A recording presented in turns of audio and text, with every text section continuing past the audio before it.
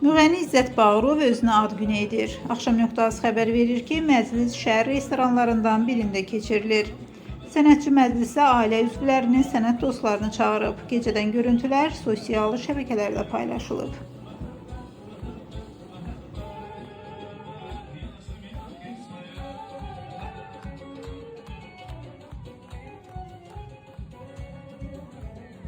Var olasınız, məmnunum. Ben hamı salamlayıram, hamı hoş gəlib, səfa getirir. Hələ də qonaqlarımız gəlməkdə davam edir. Sənət adamları bilirsiniz. Həm də bu günləri Bakıda tədbir var, yollar tıxacdır, bunları nəzərə alırıq. Bir daha kim gəlib, hoş gəlib, səfa getirir. Burada olanların hamısını salamlayıram. Hamı hoş gəlib. Burada əyləşənlər hamısı mənim əzizlərimdir, mənim doğmalarımdır. Burada kim yoxdursa, kimi dəvət eləməmişimsə, yəni kimi görmürsünüzsə, bilin ki, dəvət olunur. Dəvət olunanlar burada. Mənim əzizlərim buradadır, mənim sevdiyim insanlar buradadır. Ailəmin üzvləri, qohumlarım, bax, mənim burada sağ tərəfdə demiyorlar ki, mənim bütün qohumlarım buradadır. Yəni bildiyim, tanıdığım bütün qohumlarını dəvət eləmişəm. Mən ilk dəfədir ki, bu 50 ildə birinci dəfədir mən doğum günü keçirdim. O da çox sağ olun. Bu 50 ildə heç zaman mən ad günü keçirtməmişəm. Çox sağ olun, gəlsin öpün. Səni də, Mehdini də, Rızanı da, Mehdi Rıza da buradadılar. Təbii ki, burada olacaqlar inşallah. Ben indi istəyirəm, estafede verim Rüfət Bey'e. Rüfət, mən də bildim. Ömrün firavan olsun, ruzi bərəkətin bol olsun və ocağında hər zaman toy büsət olsun. Və hər zaman səhnədə ol, hər zaman sənətdə ol, o gözəl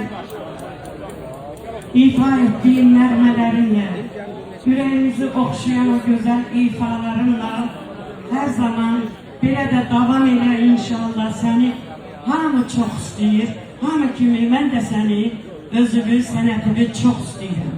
Eşq olsun sənə, təbrik edirəm. Dəvətin üçün də təşəkkür edirəm. Salamlayıram bu məkanın sahibini, gözəl qardaşımızı, hacını. Sağ olsun, həmişə, hər zaman muğam için bu tornado zalının səhnəsində hər zaman yer ayırır, vaxt ayırır. Təşəkkür edirəm.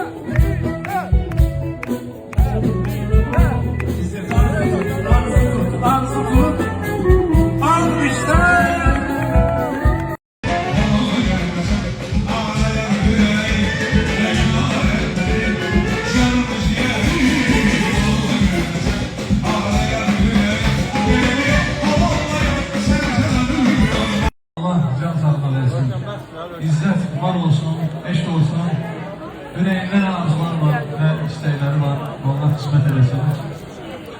Özü kimi həmişə izzətli olsun, adı kimi izzətli olsun, var olsun. Musiqilərimizə eşq olsun.